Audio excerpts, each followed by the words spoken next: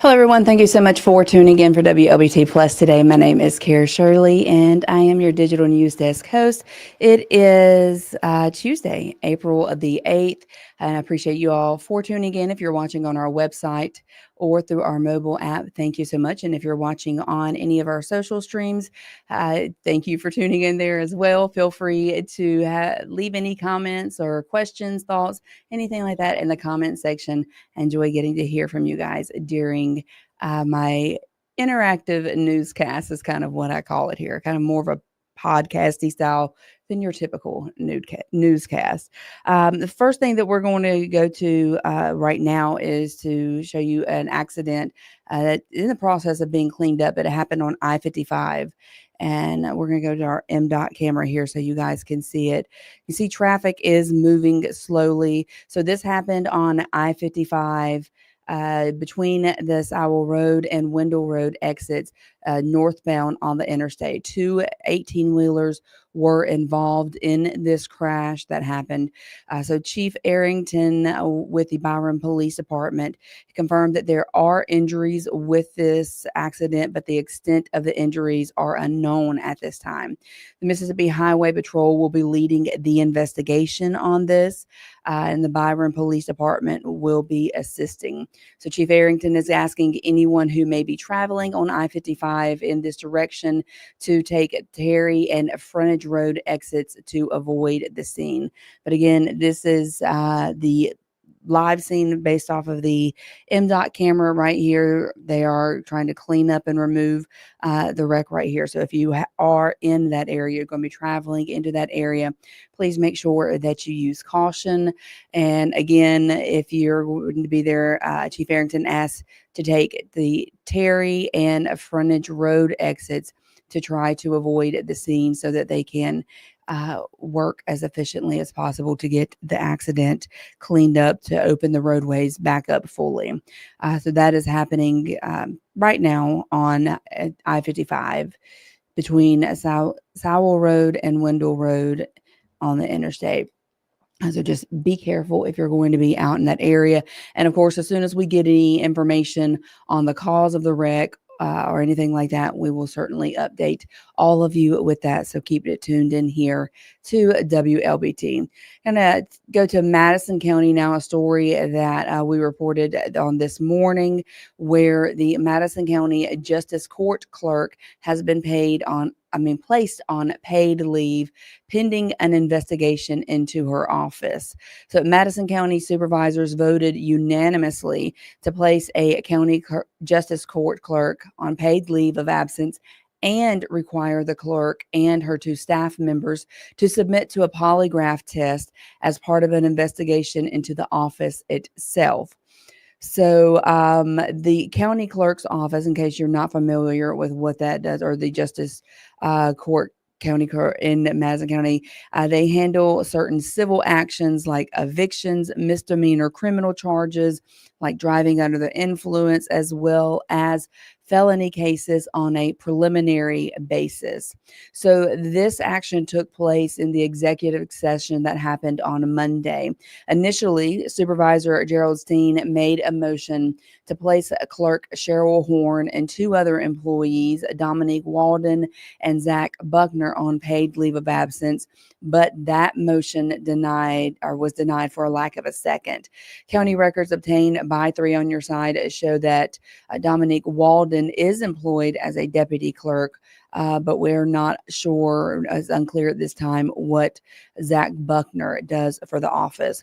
So while the nature of the investigation may have been discussed during the executive session, supervisors did not share those details during the public portion of the meeting. So we're not sure exactly why they were placed on leave and why they are being required to take a polygraph test, but we are investigating and looking into it. So you want to make sure you're tuned into our newscast later today so that if we have that additional information, which I'm sure we will, we'll be able to pass it along to you. And the St. Patty's Day shooting suspect, or the St. Patty's Day parade shooting suspect, went to court today. Maybe I should rather say the shooting that happened in the aftermath of the parade. It did not happen during the St. Patty's Day parade. So preliminary hearing was held in Hinds County today in Judge Johnny McDaniel's courtroom. So it was for Michael McLeod, who is one of the suspects. He is going to be the suspect here that is on the left side of the screen. This is his brother here. And I'm missing his name here, but this is his brother. But Michael McLeod is this gentleman right here. So he's one of the two people suspected in the downtown Jackson mass shooting that happened in the aftermath of the St. Patty's Day parade. He's been charged with one count of capital murder for the shooting death of Cortez George and 6 counts of aggravated assault for the alleged role in the shooting. So Charles King is a public defender who was initially representing Michael McLeod, and in his initial court appearance, that defender asked for a reasonable bond, saying that his client acted in self-defense. Well, of course, no bond was granted for either one of the brothers here. Then attorney Trent Walker had taken on the case, but what we found out today in the hearing was that Trent Walker is no longer the attorney for Michael McLeod. His new attorney is now Brent Jones. So the preliminary hearing that happened today has been continued because of a new attorney taking on the case, needing time to look at everything, look at the evidence before they go before the judge again. So the preliminary hearing will be rescheduled at a later time. That later time has not been determined at this time, but as soon as it is, we will update you. We were there in the courtroom today, and we tried to get a statement from Trent Walker, the former attorney, or Brent Jones, the current attorney, and neither one of them wanted to speak at this time. So we will be giving you more information as it comes in to us. Looking here on his on our stream here, Bobby Wilson rather says, "It is so sad that a person lost his life and sad that a mother has lost 2 sons." I agree with that. Yeah, I know a lot of people feel that way regarding this situation with the individual who was passed away during the shooting. As well as the mother of these 2 sons. I feel for her. I really do. Sandra Cagle is watching from work today, asking how I'm doing. Doing great, Sandra. Thank you so much for watching. And Miss Catherine Brown tuning in again from San Diego. Appreciate all of you guys for tuning in and watching here, or watching me here on WLBT Plus. So now let's move to some other news that happened in Pike County. Some sad news out of Pike County, actually. Where there was a fatal crash that happened. So we now know the name of the victim that died in this crash in Pike County. This particular crash happened on Friday, April the 4th, and it was called in at 3:26 p.m. So when Mississippi Highway Patrol arrived, they found a 1999 Dodge Caravan had run off the road and flipped over. 58-year-old Keith Riles of Magnolia, Mississippi, was found dead at the scene of this crash, and this crash remains under investigation by the Mississippi Highway Patrol. There was also a second crash, or another crash that happened, fatal crash in Pike County, happened on Highway 51. State troopers arrived to the crash on Monday, just before 4 p.m. Yes, Monday was yesterday. So in this crash, 42-year-old Angela Johnson of Magnolia was driving on Highway 51 when she collided with 46-year-old Amy Avant of Macomb. Johnson unfortunately received fatal injuries from the crash and was pronounced dead at the scene, and this crash is also under an investigation. So we will bring you guys the updates on those 2 crashes, or the crash both of them are still under investigation. So as we get the information, and we'll pass it along to you. And Jackson Police Department announced yesterday that they are continuing the search for a murder suspect. Murder happened at Club Rain. So they're searching for this man. Let me get him pulled up on screen for you. Well, actually, let me turn this volume down. So they are searching for Jeremy Anton Johnson. He's wanted for 3 counts of murder in the triple homicide that happened at Club Rain back in October of 2021. So warrants have been issued for Johnson's arrest. They were issued in January of this year. And of course, if you have any information on this, you are asked to contact Jackson Police Department or Crime Stoppers. And I'm going to get his picture pulled up for you guys so you will have that to look at. Here we go. Let me get my picture pulled up real time and news here, real time working on it. It's not pulling up very big, but here we go. I'm not even going to show you. Well, it's very small. I apologize for that. But this is the individual that they are looking for. His name is Jeremy Johnson, and he is wanted in connection with a triple homicide that happened at that Jackson nightclub, Club Rain, back in October of 2021. So if you have any information on his whereabouts, please contact Jackson Police Department. And of course, if you go to our website, wlbt.com, you will be able to see a better picture of him. I thought I had one pulled up. Here we go. I can show it to you now. There we go. So this is Jeremy Johnson, wanted for 3 counts of murder at Club Rain that happened back in 2021. And if you have any information on his whereabouts, please contact Jackson Police Department or Crime Stoppers. And we are continuing to follow up on the rape kit legislation that we first told you about last month in a special report called Unseen Barriers. So now we're checking back in with advocates as they wait for the Governor Tate Reeves, to sign this bill into law. So Senate Bill... Turn that down. Senate Bill 2211 would require emergency rooms in the state to have a sufficient number of rape kits. It also notes that they must have someone there to perform them. And the same bill added to the victim's rights to be kept informed of the process after initial reporting. So after they initially report the rape and the rape kit is done, the victims will have the rights, once this is signed into place, to be kept informed of that process. So the executive director of the Center for Violence Prevention says there are other impacts of attention surrounding this legislation. And of course, we are looking more into this, but as soon as that bill is on the governor's desk and it gets signed, we will certainly let you know all about that. And some Mississippi Lottery had a good month in March, and there's actually going to be some changes to the Mississippi Lottery. So they announced how much revenue they generated last month as a major change, major change takes effect for one of the biggest games with the Mississippi Lottery. So more than $10.8 million of lottery revenue has been transferred to the state. That is a lot of money. So the total amount of money generated this fiscal year from sales of lottery tickets now exceeds $85 million. The first $80 million, it goes to roads and bridges. Anything above that goes to the state's Education Enhancement Fund. So there are going to be some big changes to the lottery system here, and here is what those changes are. So each ticket to play the Mega Millions lottery is now going to cost $5 instead of $2.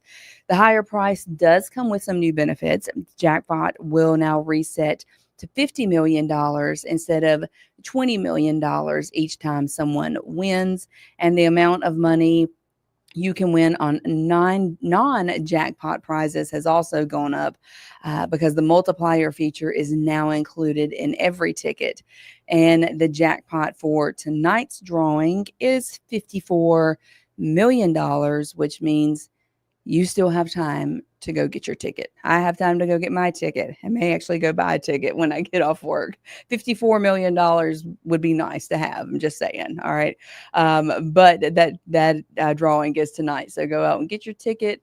But we got some good money coming into the state from the Mississippi Lottery, and hopefully we will see improvements to the different areas that this money goes to. Before we go into looking at our weather real quick, and then also talking about the potential debate between the Democratic mayoral candidates before the runoff, and also a pavilion that may be possibly coming to the Jackson Zoo. Well, let's hear from our sponsors at Jackson Water. From Jackson Water, is it okay to pour fats, oils, and greases down the drain if I run hot water? No! What if I run the garbage disposal? No! How about if I use dish soap at the same time? No! Instead, hang on to a few containers to store and toss old cooking fat and grease once you're done. Jackson Water. Water for all the time. And again, thank you so much to Jackson Water for sponsoring WLBT Plus. Let's look at our temperatures outside right now as we get a quick check of our forecast.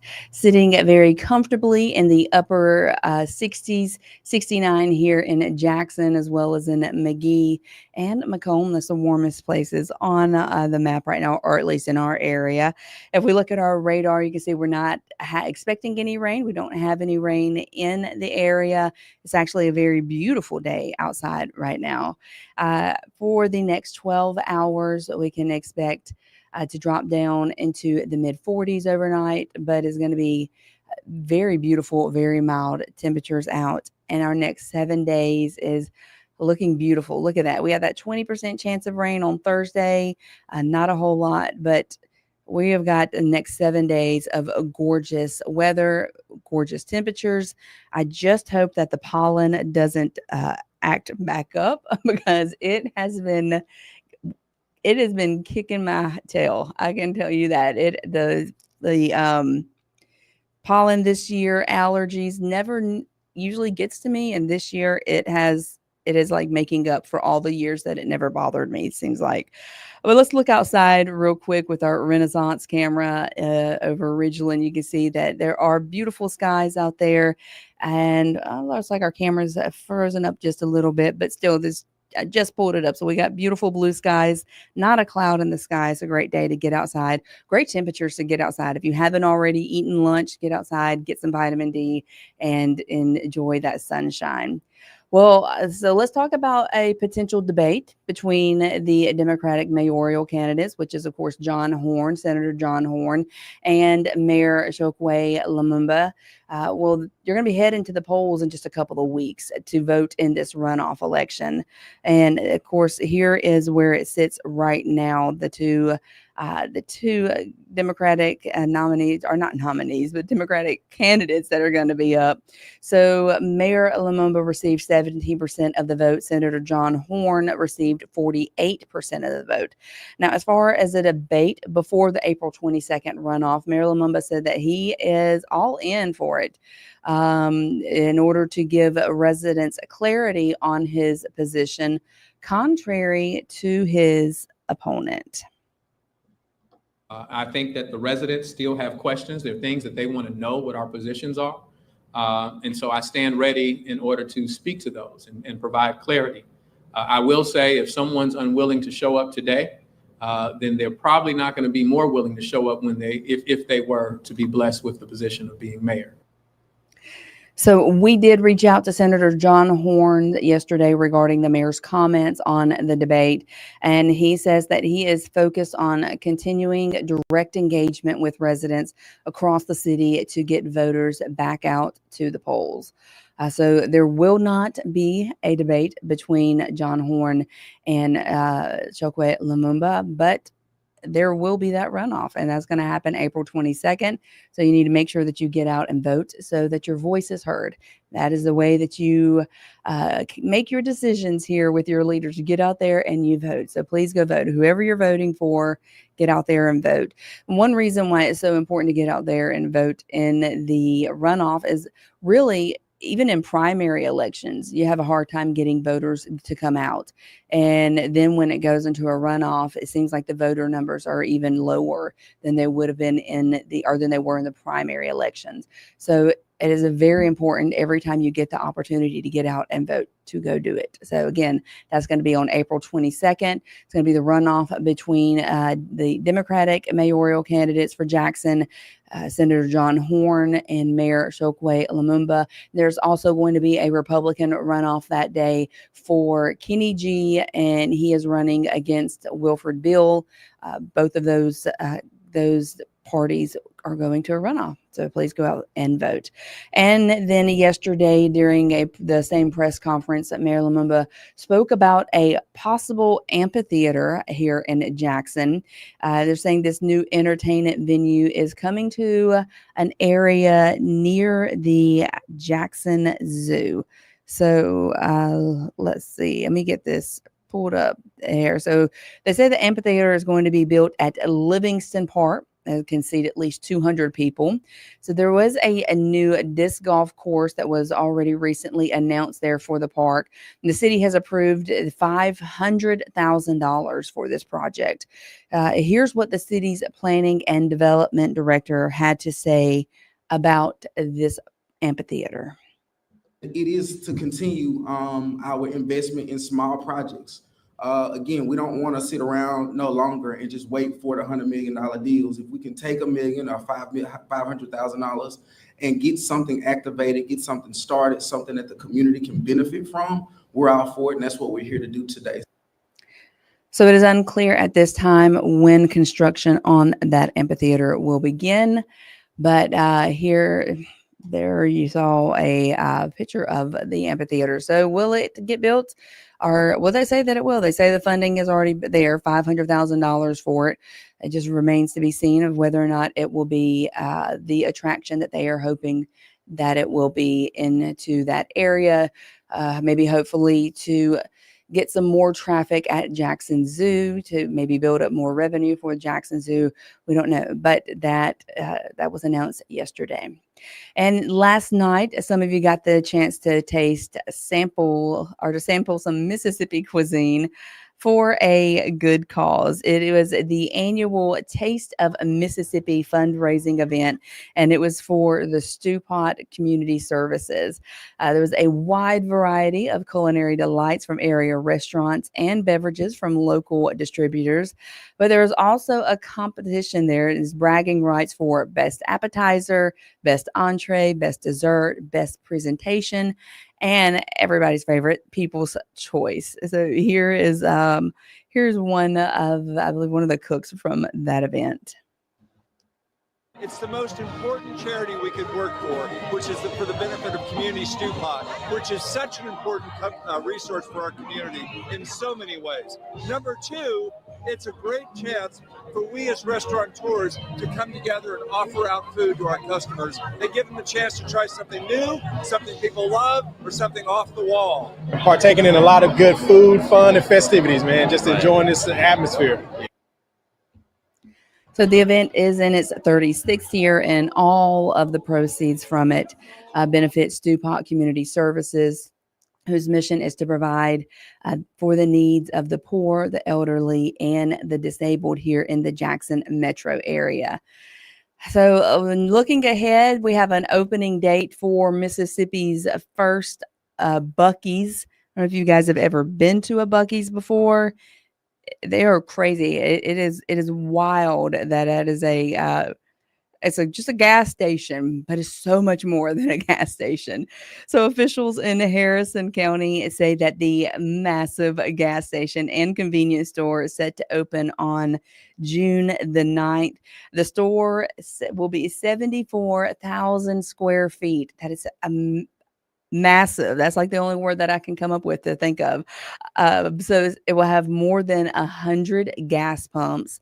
A new overpass was built near the store in anticipation of the crowds of customers that are expected to stop there.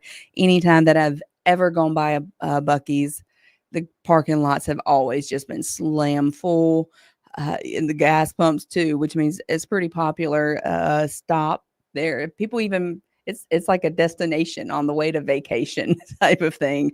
But again, this one's happening or going up in Harrison County, and it should be open on June the 9th. And coming back here in to Flowood, a new Chick-fil-A will be opening very soon. It's going to be located at Lakeland Drive and Treetops Boulevard, opening Thursday, April the 10th, which is tomorrow at 6 a.m. So to celebrate the grand opening, Chick-fil-A is donating $25,000 to Feeding America. And the new restaurant will also participate in the Chick-fil-A Shared Table Program, which is an initiative that directs surplus food to local soup kitchens, shelters, food banks, and nonprofits in need. So if you are a Chick-fil-A lover, get out there in Flowood tomorrow on Thursday on Lakeland Drive and support them. Before we end today's show, I want to take another look out at the wreck that happened on I-55 that I told you about in the top of the show. Let me get it pulled up for you guys here. You can see traffic is still moving, but they are still working to clear the roadway. Again, this happened between the Sowell Road and Wendell Road exits northbound on the interstate on I-55. And you are being asked if you are going to be traveling in that area to take Terry and Frontage Road exits to avoid the scene so that they can get it properly cleaned up and get the roadways completely back open without having without putting anybody else at risk. You know, we got the first responders out there. We've got crews working to clean up all of the debris from the wreck. What happened with this wreck? There were two 18-wheelers that were involved in this crash. And according to Byron Police Chief David Arrington, there are injuries, but we don't know the extent of the injuries that occurred. Mississippi Highway Patrol is leading the investigation, and the Byron Police Department is assisting. So if you're going to be traveling in that area, try not to, or take the Terry and Frontage Road exits so that you can avoid that scene there. Guys, that is going to be it for WLBT Plus today. I appreciate all of you for tuning in. I'll be back tomorrow at 1. And of course, our First Alert weather team will be here at 2:30 to give you more details on the beautiful forecast that we have before us this week. I hope I see you again tomorrow at 1. I hope you all have a great day. Bye-bye.